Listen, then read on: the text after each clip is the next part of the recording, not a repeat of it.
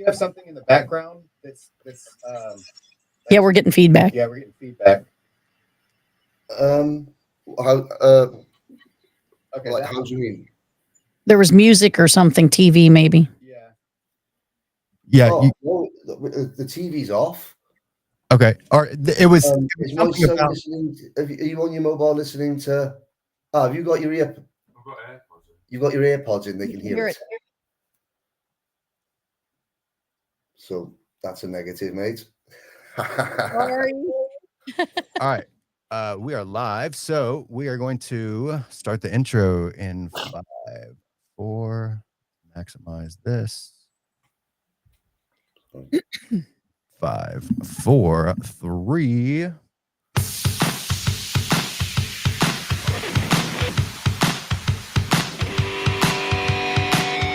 Hey, and welcome to the Drive Your Line podcast. This is where we talk about everything karting, all aspects, chassis, engines, manufacturers, rules, races, series, and so much more. Be sure to come back and listen.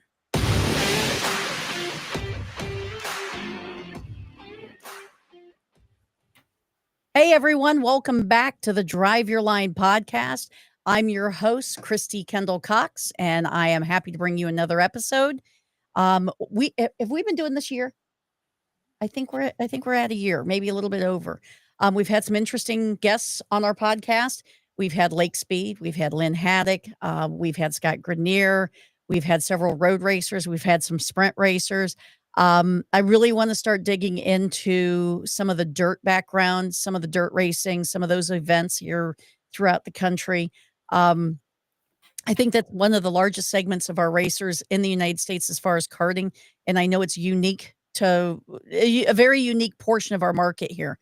And something that we need to start giving a little more attention to. Me, I'm a road racer. I'm a 2-cycle girl, sprint racer. So that's my comfort zone. But I'm also very excited to get into dirt. And I think Speedway's kind of fallen off the face of the planet here in this country. But if we can tap into some of those markets, if you are a dirt racer, you run a dirt series or a track, please reach out to me. If you're watching this on YouTube, Facebook, Instagram, wherever, you can reach me by any of those avenues through a direct message, or you can email me at Christy@driveyourline.com. And that's CHRISTY at driveyourline.com. You can also go to driveyourline.com and there is a contact form there as well. I want to open the show with the fact that we have a new sponsor, and that's FHS Oil. And it is superior oil, not just run-of-the-mill synthetic. And you see them there on our little graphic. And FHS Oil has come on for 6 months with us. And I want to thank Daniel Cordova for his involvement and supporting us with such a great and iconic product. This product came out in the early 70s, I believe. And the product, I'm sure if you've been in karting at any time in the last few decades, you know exactly what FH oil is.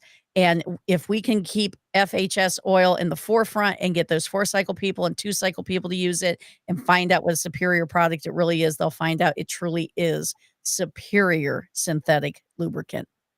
Other than that, we do have a couple of highlights. We still have Tillotson Racing with some of our buddies there. And we will be going to Valencia, Spain. I will be going to Valencia, Spain as one of their commentary people. I'll be the person that kind of runs around the pits and interviews people, do a little bit of personality checks, and hopefully catch some of the action, some of our racers. And I'm eager to see some of these people from around the country and learn about how their karting experience developed where they're from and find out their story as to how they developed into where they're at today. And while we're talking, was that my phone? Oh, yes, my phone is ringing, of course. But anyway, while we're talking on the topic, hold on. I know, major faux pas. Chad Winkler, you're going to have to call me back because I'm busy. But anyway, we have a wonderful guest this evening, and he's been all over the globe. And I'm sure if you've watched Kart Chaser, some of the coverages, live stream, he's been on your laptop, he's been in your TV, he has been on your radio while you're listening. And that is Henry Beaudette. Hello, thank you, Christy. It's a huge pleasure, a huge honor to be invited on, and yeah, I'm really looking forward to having a nice chat about the sport that I love and that I've dedicated, my life to, and that I've been passionate about since I was probably able to tie my shoelaces. So I'm really looking forward. Thank you. No, thank you for accepting. I was very honored that you said, "Yeah, absolutely." I'd be honored to do it, and, I thank you. Thank you for taking the time. I know that we have, what, a 5 or 6-hour time frame difference? 6 hours. I think it's just past 10 in the evening over here. So it's early. That's fine. I'm a night bird. It's not a Ah, problem. must be nice. I'm a morning person, so I'm a pumpkin by 9. So, Henry, obviously, you started in karting. So tell me a little bit about your history, how you got started within the sport, and how that led you up to a career in broadcast. Well, obviously, I got bitten by the motor racing bug when I was 4 years old, just watching Formula One, and then watching anything with wheels that went round and round in circles. My mum is American, so I gravitated towards NASCAR and IndyCar racing, as well as sports car racing, touring cars, and even bikes. I was a journalist at one point covering NASCAR, IndyCar, American Le Mans Series, even the World Superbike Championship. Karting, my family, my dad is a primary school teacher. So when I was 10, went to a junior race school, did well, and then went to look at possibly buying, a go-kart and going racing. And it became evident very quickly that as a family, we just didn't have the funds to do that. So that sort of was, because I wanted to be Formula One world champion. It was a hard, a bitter pill to swallow. But I was also quite good at English. So I just started writing about motorsport. When I was in elementary school, on Monday morning, the teacher would say, well, you're going to write a story about what you did on your weekend. And I would write a race report about that weekend's Formula One Grand Prix or another event that I had watched.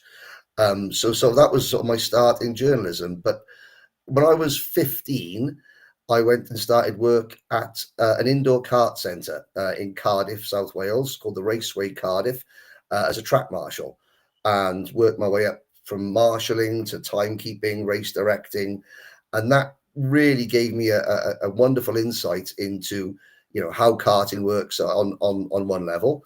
When I went to university, I raced in the British University Karting Championship, managed to win that in 1999, or my university won it. And back in the 1999-2000, you had a student loan where students that weren't very well off were given a grant by the government. And I spent that on buying my first go-kart. And myself and one of my friends who I worked with set up our own race team and went racing. We were called OSB Motorsports, which stands for One Small Budget Motorsport. And we ended up with 6 carts. So we ended up running other drivers, because we didn't have a penny between us. So we had to get sponsorship. We got sponsorship for everything from tires to renting a van. We raced that. The team, I won my local club championship. Myself and 2 of our teammates got selected to race for Wales, our country, and we had a tournament called the Internations in the UK, which was England, Scotland, Ireland, and Wales. Got selected to race for Wales twice, come second in the Welsh Championship, and we took our team to Le Mans in France, the 24 Hours of Le Mans in 2004, 2008. We had so much good fun. We did it on an absolute shoestring, but it was, we did it with our friends, and it was, I wouldn't trade those memories for the world.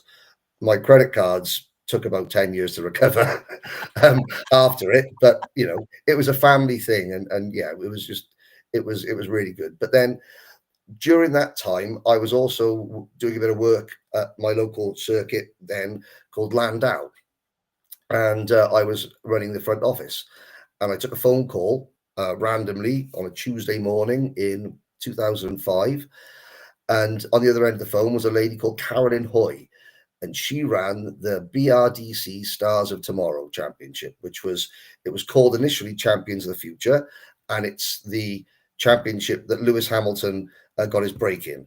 He won the cadet class of Champions of the Future. As his prize, he went to the Autosport Awards that year, and at that awards, that was the night he walked up to Ron Dennis from McLaren and went, "I want to drive for you." And Oh, the wow. rest, yes.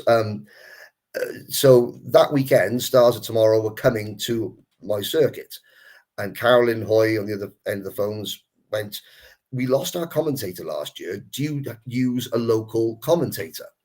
And I said, "We don't, sorry, for our club meetings."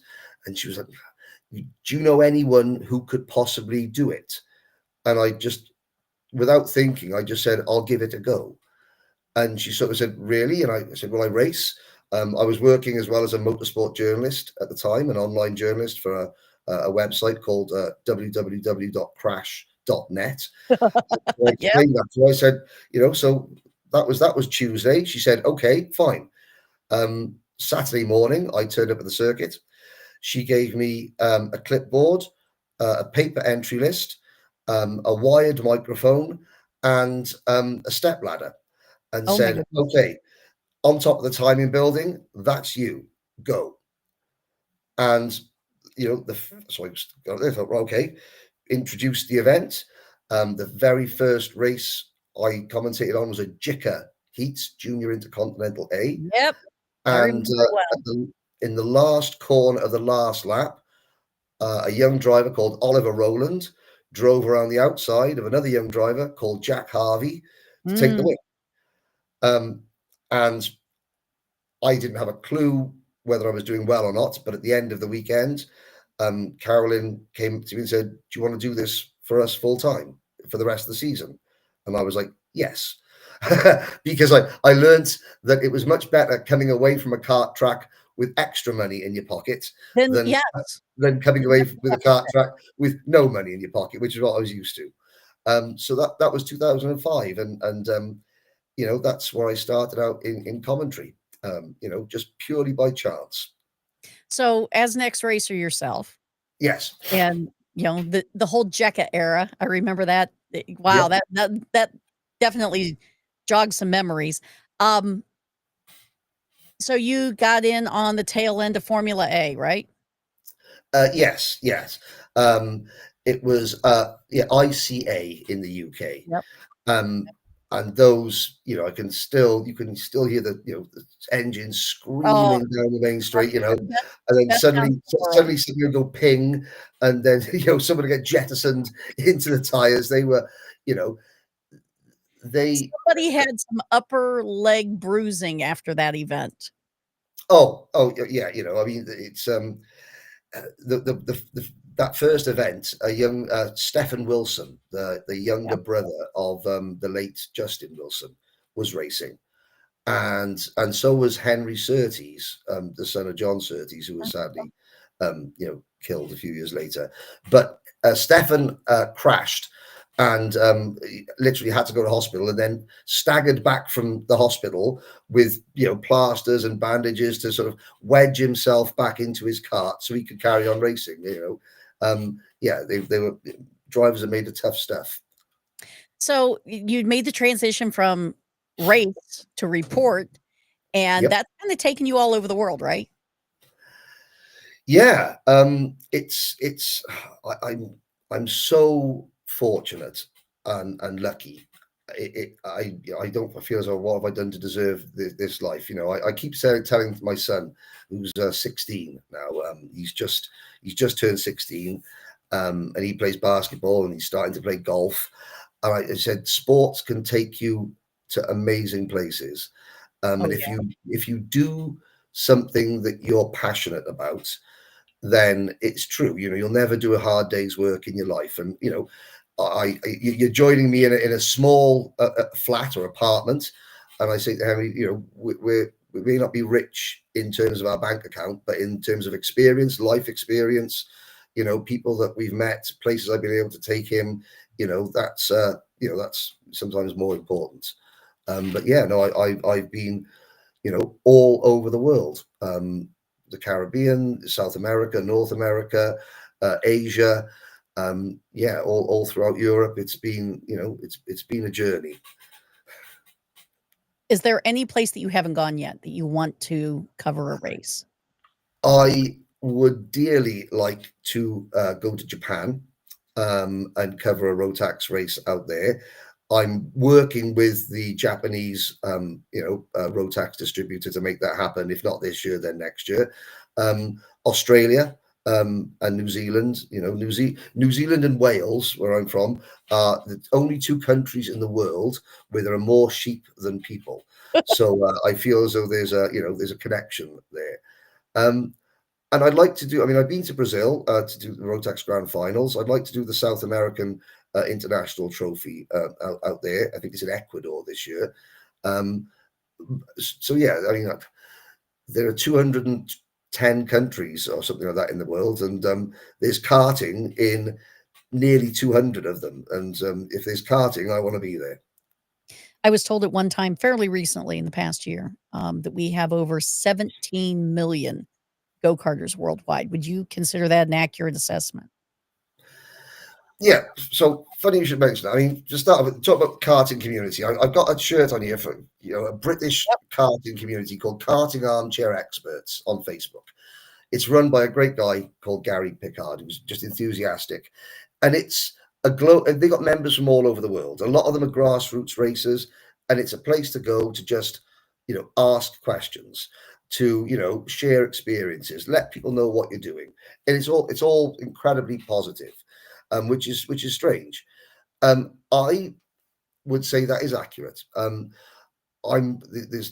got a new project in the pipeline that I can't really say too much about, but it involves a weekly karting review of the world of karting, not just what's going on, but how it's covered, how it's streamed, what's good, what's bad, what are people doing right, what are people doing wrong, how many people are watching it. And so as a prep work for that, I'm monitoring karting on YouTube all around the world. So far this year, there have been over 500 events broadcast live on YouTube from all around the world. I've got data on, anything from China to Macau, to Georgia, Romania, Argentina, Brazil, obviously the USA, and not just circuit racing. You mentioned dirt racing. So is it EXT7 Motorsports Speedway? There's a channel that covers dirt karting in the USA. They had a Memorial Day special. Mm-hmm. They do a monthly race meeting there that I take the data from it. I've got the links to it so I can try and follow it. It's in all its shapes and sizes, and I've come across some, there's some rental kart racing in Chile that takes place in, like on the streets, and the drivers have got T-shirts, and it's fantastic. But there's an audience, there's I think the biggest event this year was one of the FIA championship rounds, at Valencia, I think, over 2 days at the moment, and it's still going up, gradually. 55,000 people tuned in just to watch the live YouTube stream. Now, obviously, those links go out to Facebook and other places as well, but just watching the live YouTube stream over 2 days, 55,000 people. And we haven't even got to the big events of the year yet. We haven't got to, the World Championships, Supernats in Vegas, the Miami Warriors final, the Rotax Grand Finals. They normally attract the biggest. And so the audience, the appetite for karting, I think, is growing, despite, people complain, oh, it's not like it used to be. It's too much money. It's, I'm looking at karting on, dirt karting, oval racing from, I'm trying to think where the speedway is. I'm sure it's EXT7 Speedway or something like that. That is not a money sport. That's old school grassroots. Chuck a cart in the back of your estate wagon and put it down and just go and have fun. So there is still plenty of karting out there that is, well within the budget of the everyman, because That would be Exit 7 Motorsports. yes, that's the one. Yep, I Uh, just looked it up. Thank God for the handy dandy laptop. And yeah, that's an impressive little doodad, man. But Looks like if it's you in look at Georgia. the viewing figures aren't great, No, but it's in you know, Illinois. but they're not great now. But it's a platform to build on, Yeah. and you can see what they're doing well, what they because it looks like there's just one fixed camera and a commentator. It's not a big production operation, but But they're still people getting can the word watch it. And what my project is going to try and do is highlight the weird and wonderful world of karting and all its personalities, and the fun stuff that goes on, because so far we're in the 4th of June, and there's Yeah. been over 500 events worldwide broadcast live. That's impressive. So, we have our own race team. One of my members is a comp kart factory driver, and Yes. he's being coached by Oliver Hodgson. Yep. And, Oliver keeps telling them that you and your dad remind me of myself and my father, and how we started, and how, we didn't have thousands of dollars to spend on a team, and we Mhm. didn't have all the fancy rigs and the big hospitality tents. And I mean, Oliver's a multiple Rotax world champion, Yep. and, from humble beginnings become extraordinary results. And I think that many times people within our industry, especially that what I see here in the States, it's all about writing the check to see if we can get our driver up front. And right there's proof that it's not always about that check. It's about being gritty, digging in, Yep. fighting for what you want, learning all you can, go out with the right people, make sure you get proper, coaching at the track. And I was the same way as a kid growing up. Granted, I'm not nearly as successful as he is, but we all grew up with the same experiences. And one of the best conversations I had with Xander Clements when we first started talking about where he was going with Kart Chaser is he said he did it because he wanted people to have the same experiences that he had. 8-year-old Xander, 10-year-old Yep. Xander, 14-year-old. And it was so true because I mean, I'm 57 years old. I haven't driven in years. You don't look it. You don't look it at all. I'll get that straight in there. I'll make sure I get that check off in the mail to you. But yeah, thank you, Daniel. But the thing is it's about the memories. And Yeah. yeah, I've been involved in all kinds of forms of motorsports, and we always come back to karting because the people are the most genuine. The sport is raw. We don't have suspension. It's essentially the engineering of the sport is really the same. We're running centrifugal clutches. We're running just a frame with 4 tires bolted on it. There's nothing special there. The design of the frames, obviously, that has definitely, exploded over the years. But, tire technology has changed, frame technology has changed, Yeah. engine technology has changed. What we get for feedback from the driver has changed. All of that is available through data now, which we didn't have then. When I was driving, we had to remember our clutch engagement. We had to remember where the RPMs were at peak. We had to remember Mhm. so much crap, plus temperature, and keep track of what you were told as far as driving from your coach. Yeah, not to mention the 30 other drivers around you that all wanted to, rip your head off and take the win. I mean, I'm one thing that I was told very early on in my commentary career is that on the list of officials of an event, you've got your race director, tech, timekeeping. The commentator is on the list of officials, and Carolyn Hoy, again, who I owe an awful lot to, said, as officials, we cannot get to know the drivers and their families too well, Right. because it would be wrong. But the only official that has to get to know the families and the drivers is the commentator. And the karting has introduced me to tens of thousands of people, families, drivers from all countries, all walks of life, all financial, backgrounds. I think if you get into karting with the goal of being a Formula One driver, you're going to end up being disappointed. Right. If you get into karting because you love the thrill of karting at any level, and just see where it takes you, then you're going to have a much better time. Because you talk about YouTube, even like rental karting leagues have got, YouTube channels. They're live streamed Oh, and it's yeah. rental Yeah. car racing. So you're, so at some point for everyone, you do your last race. You step out of the seat, no matter what you're in, for the last time. And then as a driver, it's over. You want to be able to look back at whatever you've done, and you can see it on YouTube, and you've got the recordings of what you did so that you can show your kids and your grandkids, look, this is what mummy or daddy used to do when they were younger, because it's there, it's on film. And it's making memories. I mean, there's a good phrase, it's called windshield time. Yep. You travel up and down the road across the country. The racing, at some point in 10 years' time, you'll forget whether you finished 5th, 6th, or 7th in the final at Phoenix.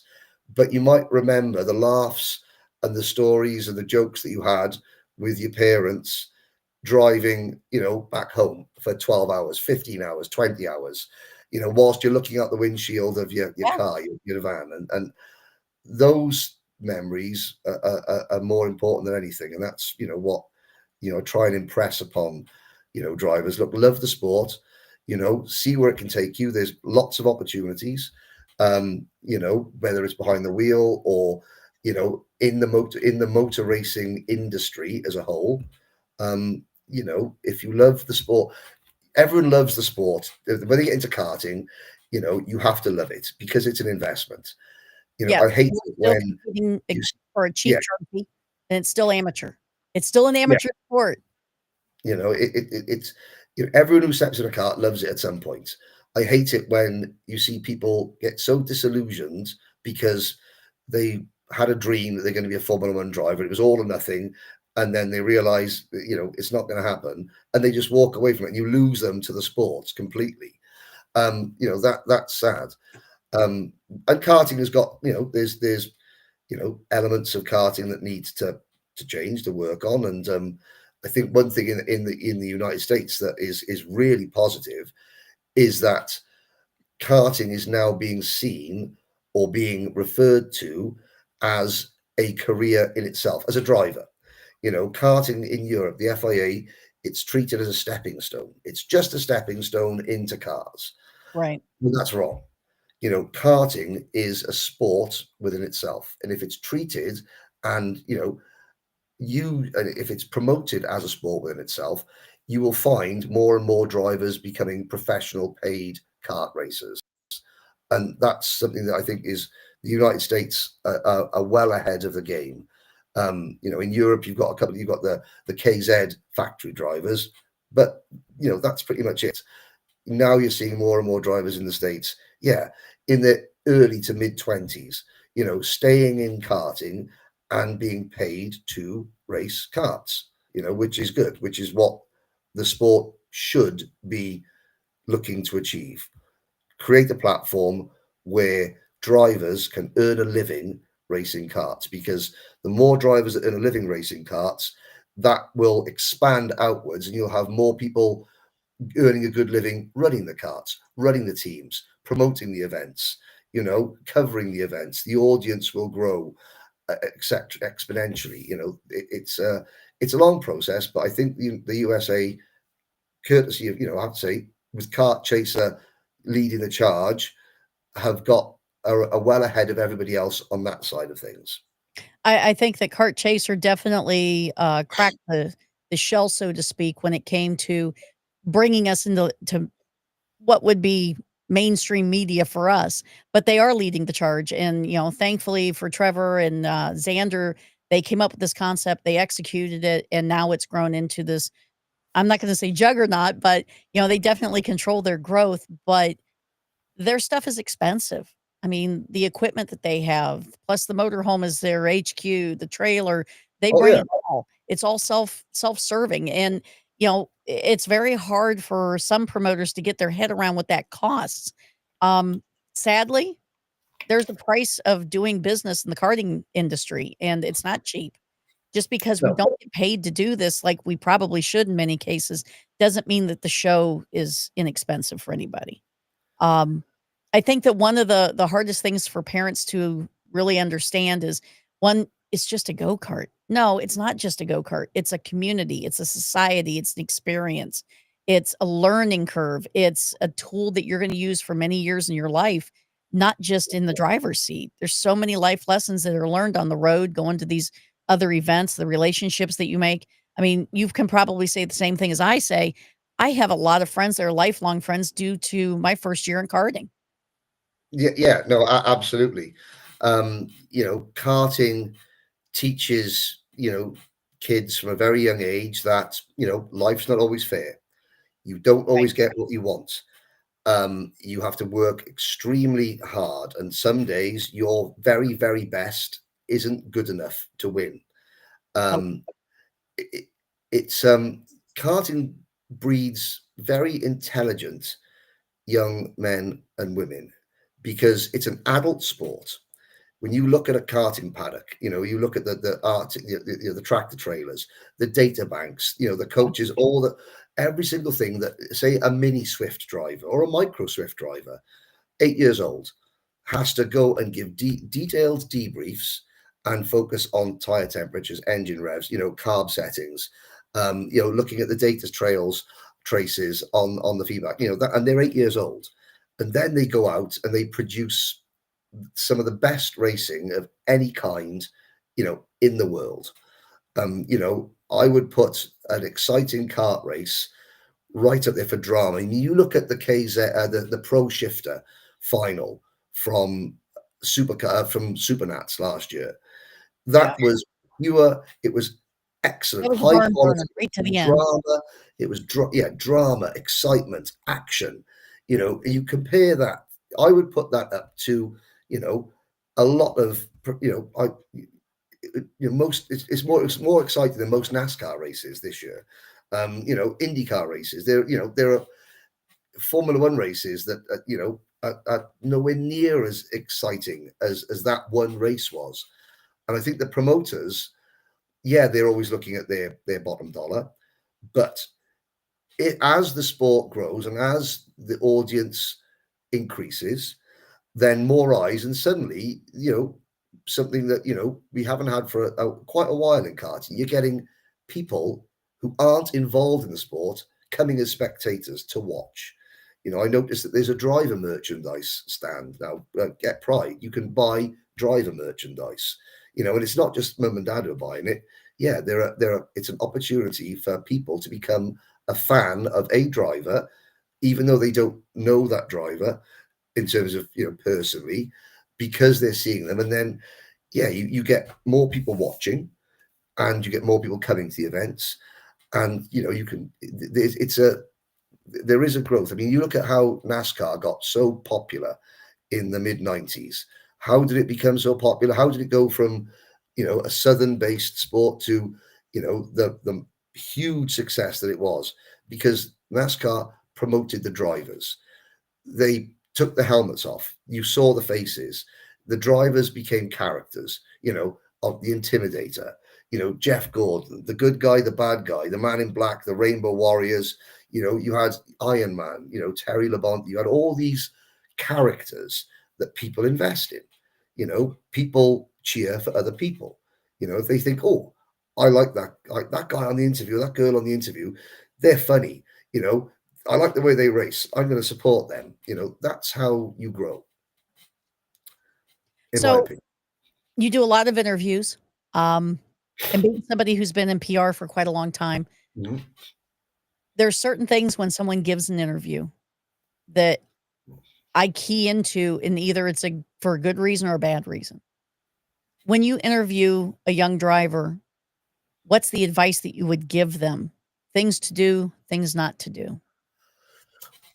Well, so I mean, I'm not, when I started out in commentary, Lando Norris, Alex Albon, George Russell, they were all as cadets. They were all either just coming in or they were already in, those first few years, and they would all be terrified of the microphone. You know, I'd walk up to them, and then they start backing away, and they'd freeze. So I just started, you know, messing about, being an idiot.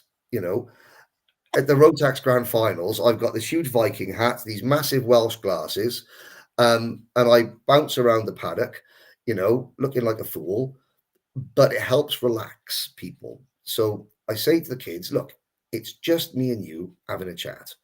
You know, if they're focusing on me making jokes and looking like an idiot, they're not focusing on the microphone that's there, and they're just chatting. They forget about that, so they automatically relax a little bit more. So I would say, yeah, when you start out, it's just me and you chatting. You know, we're mates. You know me. We're just having a chat. No one's listening. Who cares? There's only 20 people, and behind you. That no one listening. It's no big thing. You know, that's what I try and say, is to start off with, just treat it like it's just me and you having a conversation between us. Forget about the stick that I'm holding. That's irrelevant. Let's just have a chat. And then you can build it from there. You work from there. I had a Lando Norris was he was great. He obviously won a lot, and I would interview him on the podiums. And of course, he already had a manager at that point, and he was maybe 12. And he would, how's your race? And he would chat away about his race, and then I would wait, because I wouldn't ask him, who would you like to thank? He was learning, or the drivers, I say, you have to learn, get your thanks in, before you're asked, because no one's gonna say, okay, who would you like to thank? You've got to get I'd like to, the McLaren was great today, the engineer was fantastic. You've got to get that in as part of your answer. And of course, I would deliberately not ask him, who would you like to thank, to see if he would remember.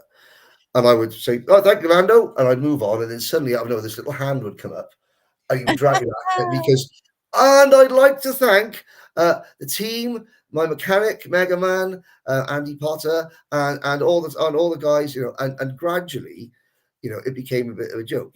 He would wait, and then the arm would come. But he was having fun doing it. It was a joke between the two of us.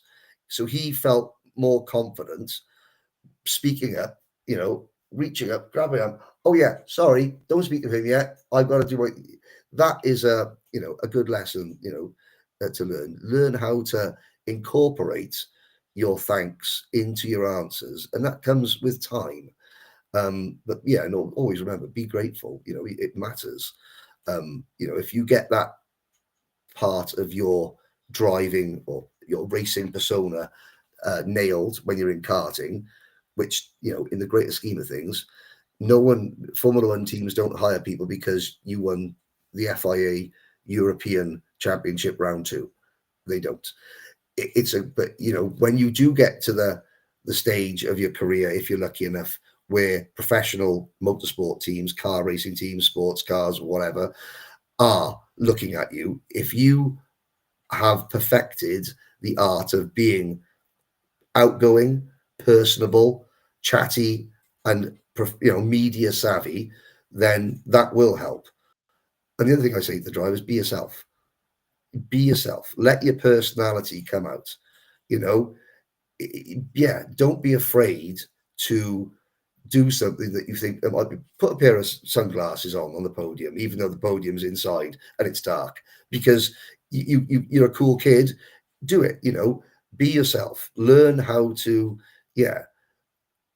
embrace the media side of things.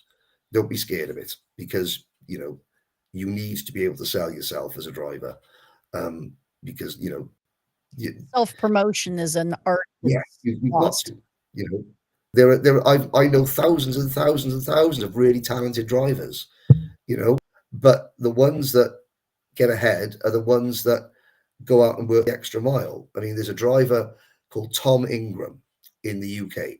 He's a British touring car champion, and I met Tom when he was in Minimax in 2006, Wow. And his family ran out of money. They were, and I know mum and dad really well. They won't mind me saying this. They won the Minimax British Championship with one engine, and at the end of the last round at Buckmore Park, 2006, they won the championship, and they were looking to see if they had the petrol to get home. And between the three of them, Mum, Dad, and Tom, they had 2 pot noodles, which are like little potted snacks. Mhm. That was it. They went that close. So Tom started going out and selling himself to sponsors. He would write letters, endless letters. He would turn up, he would take his go-kart to school. He would write his own race reports for his local newspaper in High Wycombe. He would do anything and everything to get himself out there, to show how hardworking he was.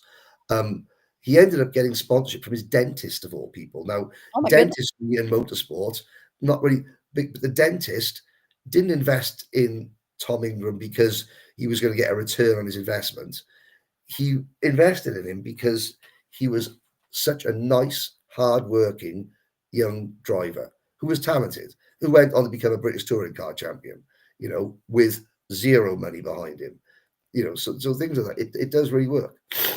I get a lot of people that tell me, this is just a money grab. This is just for money. If you don't have the money, you're not going to get anywhere. I've got all the talent in the world, but I don't have the money. And unfortunately, anytime you want to go anywhere, it requires funding. And I try to tell these kids, you're racing now. You're racing at the national level. Now's the time that you should be aligning yourself with potential sponsors. And a lot of them, they just look at me like I'm crazy. Nobody's going to stumble upon you because you're talented. Yeah, no. 17 million go-karters worldwide. Only 33 will sit on the grid at Indianapolis. Exactly. There are talented drivers everywhere. Yes. There was 500 drivers at Supernats last year, 550. 550 of them were talented. It's proof that you can get there without money. It is very hard, but it can be done. I mean, I in a very small level, I managed to race for my country, race at Le Mans 24 hours with nothing, because I printed out endless press releases. I've made press packs, writing newspaper reports, giving an open day, giving my sponsor a day in in driving my go-kart. All those things really matter. I mean, I've started giving drivers nicknames. Build your brand. I And some think of them, nicknames are phenomenal. well, I love nicknames. and the smart ones are running with it. I mean, all the rage, Gage Corn. He's got merchandise with that on it. Now that's smart, awesome. In Zane Burgess, those things, that's your selling point. That's your brand, people. Yeah. We go back, the Intimidator, you all know anyone in motorsport, who's the Intimidator? Well, it was Dale Earnhardt. Who's all the rage in karting? Was all the rage Gage Corn? Work on that. You're a driver. You've got to be able to sell yourself. It's something that I'm very fortunate. I don't know, we might touch on it, but I'm very fortunate to have been offered a chance to write and devise an educational go-karting program called Edukarting that I run in the Bahamas. And myself and my mate, Cam, who I ran my team with, who I've known since we were 15 years old in karting. It's a week-long course, and it's stealth education. It's all about English, maths, public speaking, boxed up in go-karting. And the kids we teach it to are from the deprived areas of the Bahamas, of which there are many. And it's a 5-day course. And the first thing that we say to our drivers, or to our students, is we tell them a little bit about us and what we've done. I said, if you want something bad enough, you will make it happen somehow. To an extent, So they have to, part of the program is that I become a sponsor. They each put into teams, and each team has a sheet with different selling points for that team. And as a team, they have to give a sponsor's pitch. They're asking for something, and if they've read and they've understood what a unique selling point is, but it's up to them how they appear, what they dress as, how they present themselves, how they go about doing that. So, and that's they don't realize it, but for them, that's potentially the next time they'll do that is in a job interview, or whether if they get to go to college, standing in front of somebody and selling yourself and projecting yourself in a professional manner. We show them a video of one of the Rotax Grand Finals, and the exercise is, we say, what happened? What you want to? You're going to write a letter now to the head of the FIA saying why the World Karting Championship should come to the Bahamas, and we're teaching them, well, what does it mean for the Bahamas? What does it mean, the economic impact? So they start understanding a little bit about, business and economics and things like that. And, so proud of the students that we've taught. A lot of them have gone on to achieve educational results and jobs that they really wouldn't have. They were heading down a certain path, and luckily we were able to help to bring them back. And we got some fine young men and women, 7 of whom we took to the FIA Motorsport Games Oh, wow. in 2022. So Team Bahamas and myself and Cam, we were very fortunate. We were the coaches. We were the head coaches of the team. We took them to Paul Ricard in France, Oh, and man. they absolutely stole the hearts of everybody there, just because of their personality, the way they conducted themselves. Bearing in mind, we don't have a kart circuit in the Bahamas. We have 4 biz karts we bought from a corporate circuit in Miami that have, and no circuits. We run in a car park, and yet they went and competed and we didn't come last in kart slalom. We didn't come last in the esports. Our esports driver had never sat or seen a simulator before he got to France. And he didn't come last. Our endurance team had spent a grand total of 20 minutes on a prepared kart track in their lives before they get to France. And our team captain, Romando, his fastest lap of the race was 1.6 seconds slower than the fastest lap of the entire event. Oh, wow.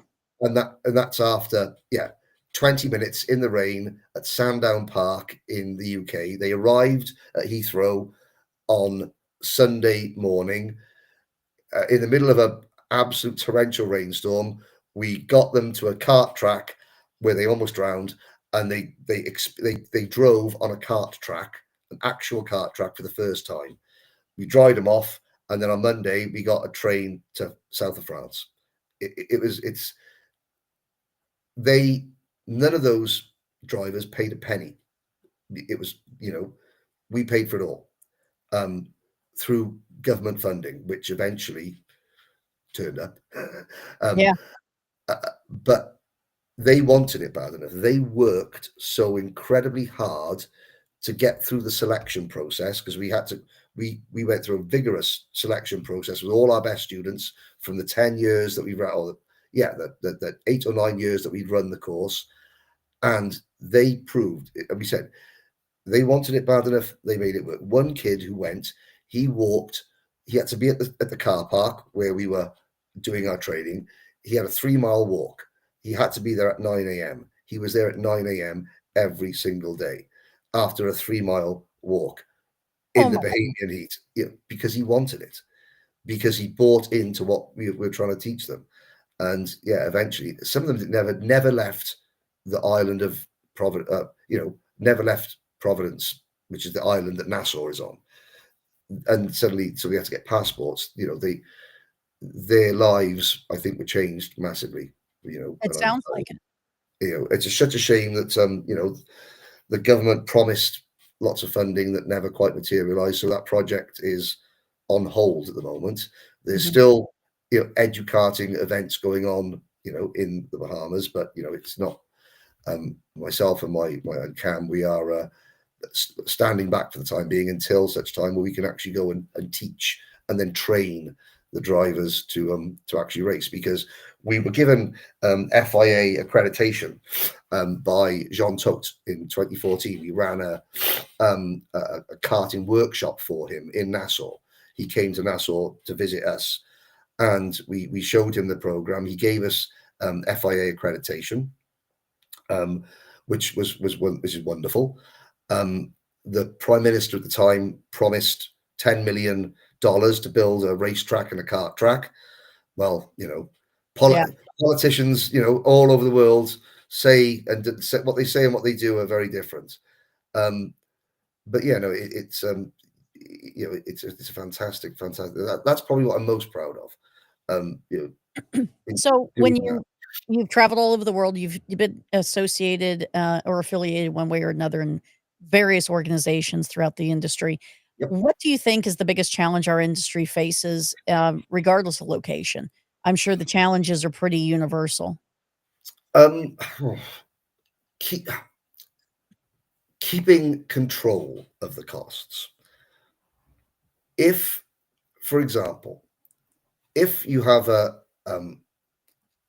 young lad or girl and on a farm in Wyoming, and they've got a barn, and in that little barn is a go-kart, and they watch, Scoozer, for example, or they watch Supernats.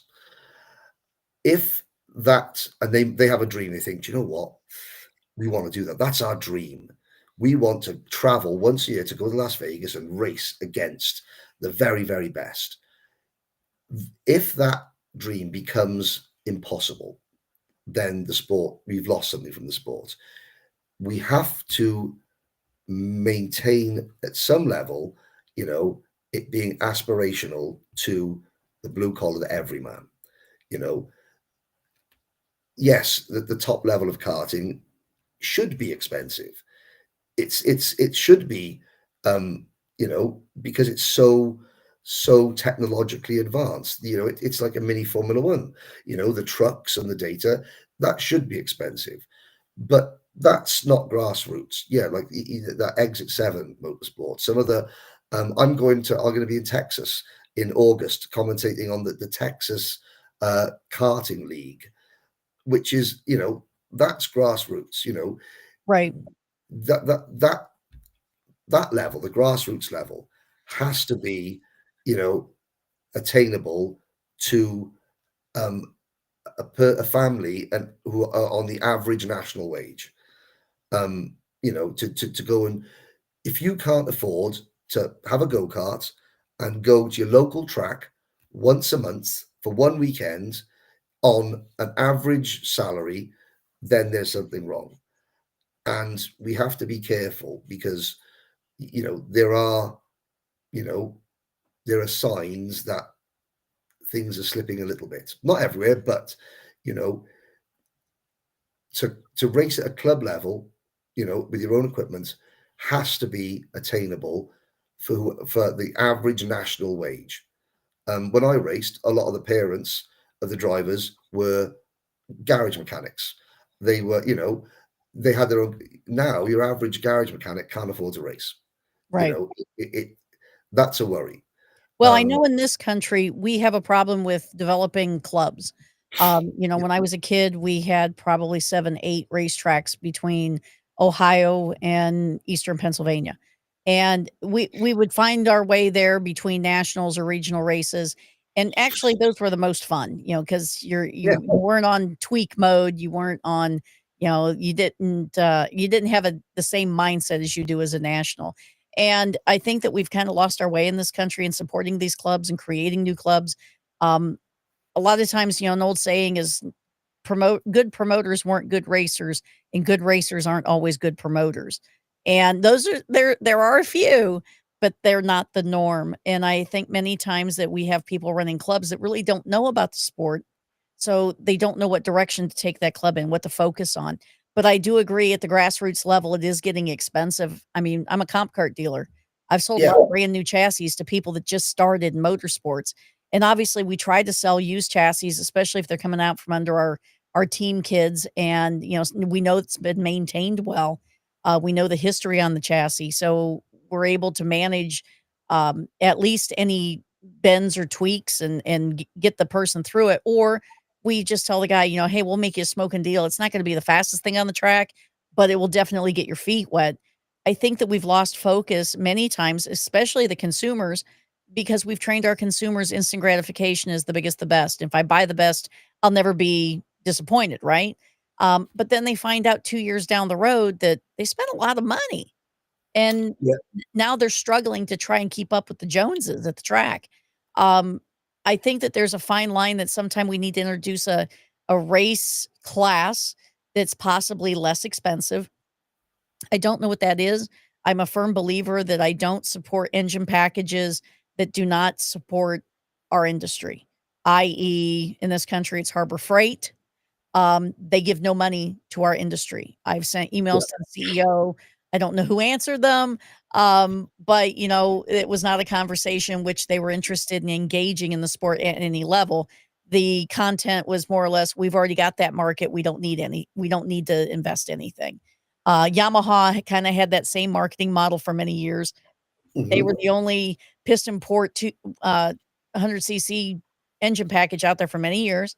And obviously it's still a popular package in road racing, but they very rarely invested heavily into any portion of the sport here in the United States. And we need these companies to step up and support. We need them to help cultivate the grassroots level, because if we don't, in 5 to 10 years, we're not going to have any of those upper level people anymore. Yeah, and obviously in karting worldwide, there's people who've got vested interests. There are some circuits that want to run IARMI, others want to run Rotax, others run KA, others run Briggs. I'm going to say, something that I believe that American karting is leading the way in some areas. One area that I think the entire industry in the USA would benefit hugely from, and in the UK and many and virtually every single other country has it. That is a nationwide governing body for karting. Hold on. Let me hold my laughter. Well, It just well, seems like every time we get one, somebody gets a burr up their butt and somebody goes out and starts another series. I'm not kicking well, on any of the series. We have some wonderful series here. But every time somebody gets a burr in their bonnet, they're off creating more fragmentation. And and I that's not good agree. for the sport. Exactly. I agree. But We need one centralized body that oversees it all, kind of like our own pseudo FIA for the United States. I yeah, completely I mean, and the championships, SCUSA could still have SCUSA, USPKS, Stars could all still run as they are. But if there was, an overarching governing body above them all, who simply had a framework and guidelines for all the classes, all the karts, that would help some of the promoters and the local clubs that don't know the sport that well and are making mistakes. There's a book that I can go to. It's got guidance. There's people like there's a governing body that I can ask advice from. I can get training with officials. There's always a problem with quality officials, on Oh, track officials. yes. If there was a governing body that would have race directors, this is a guide of how you should approach a race meeting, what you say, how you do things, and there's some support there, even if there's some training that you have to go to get an accreditation, so that I you know that become years a ago, licensed race director. yeah, That WKA would, did offer that, and they got away from it for whatever reason. AKRA is now getting around to kind of offering some courses, especially for tech people. yes, We are at a huge deficit for officials, huge. I just had somebody contact me the other day. They were looking for officials in another country yep, because they don't have enough officials to run their events. So I can only imagine what the deficit is worldwide on having properly trained staff on procedure and protocol. Well, yeah, I mean, I go to events. I do the United Arab Emirates Rotax Championship, and they've got they've got a British race director, a British head of tech, and a British steward. Now they're working with local people, but they are flown out because they're more experienced. I'm just one of the people that runs the tech at the British Kart Championship. Ernie Salmon has just been out to Romania to scrutineer around the Romanian Rotax challenge. It is. Getting good officials is tough, and getting them in young is the key. And retaining them for multiple years. Yeah. Yeah. If a lot of times officials walk away because it's not an easy job, it's very rare that you're at a race meeting and all the drivers goes, "I really thank you, did a great job. I love the fact you gave me a penalty. It was totally deserved." Thank you for disqualifying me. I know it was only 0.5 of a millimeter, but it's hard. If there was a support network for them, if you're a race director at the moment for any championship and you have a big decision to make, in a final about the win, you've got, the series rule book, but it's up to you how you interpret it. Who do you go to? The whole weight of the world is on your shoulders. In the UK, we've got Motorsport UK. They're the governing body. Every event under every club that runs Motorsport UK events, and even in rental karting now, there's a Race with Respect program. Every club and every club person that runs the club, promoter for want of a better term, knows, right, this is what I have to do. I have to do this, and this. If there's a problem, I do X, and if I can't deal with it on day, then I can refer it up to the governing body to deal with it. So It's also taking a bit of pressure off officials when they can say, "Look, my hands are tied." It's not a cop out. It's being able to say, "Look, the regulation from the governing body says that I have to exclude you for this. I'm sorry, there's nothing. My hands are tied. You're excluded." At the moment, there's too much a case of, "Oh, I can exclude you, although maybe I won't." It's down to the individual, and there's too much pressure on the officials in the USA, I believe, and that is one area where I think that the USA is still a little bit behind in Europe and the rest of the world in terms of having that safety net, that ability for officials to learn, to have structure, and to sort of raise their game across a level platform, so that each championship has got their own little quirks, and that would never change under a governing body. You could still have your own set of supplementary regulations, rules, and regulations. It would just mean that the officials have some help and some support that they can rely on in what is often a very testing, taxing, stressful world. And the last thing you want to be when you're the whole weight of the karting world is on your shoulders, is to feel that you've got no one to turn to, that there's no guidance, there's no it's all on you. And right now we're about the 1 hour mark. So sorry, it's my job. Do need to cut us short, but Henry, I definitely would come back and let's have a discussion about grassroots motorsports and how we need to bring other entities into this. And I can't thank you enough for this hour. I've enjoyed it, and we need to do this again because there's more that we need to tell here. I'm more than happy to. I would absolutely love to. I mean, I'm sorry if I have rambled on a little bit. I'm, talking is my job. What can I say? That's right. So we're going to go ahead and cut you off. I'm going to talk to you here in the next couple days. Meanwhile, I'm going to thank our sponsors, and I can't thank FHS Oil enough. and what they do for our sport. If you've noticed, you're going to see their logo in several places. AKRA, a couple of dirt events, I've seen their logo pop up. Please pay attention to your sponsors at various events. Please support those that support your sport. Don't leave them out. We can't thank AKRA enough and what they do for karting, and especially at the road race level. Boxo tools, I use those every time we're in the shop. We take them on the road with us. I've had several people compliment the package that we have and how those tools feel in their hand and how they operate. Tillotson Racing, I still am a Tillotson girl at heart. It's that two-stroke thing in me. And they also have their T4 package, which is an amazing all-spec package, 225 cc's, 196, and all the way down. They have several different engine packages for several ages and skill level types. Trailer alarms, Lyle, if you want to secure your assets, that's the guy you want to know. You won't want to let somebody else take your assets down the road when you don't want them to. Last but not least, Drive Your Line, which is our company. I'm pretty proud of the work that we do, and I hope that it's added value to your experience in karting. And until next time, drive your line, people. We'll see you next on the podcast next month.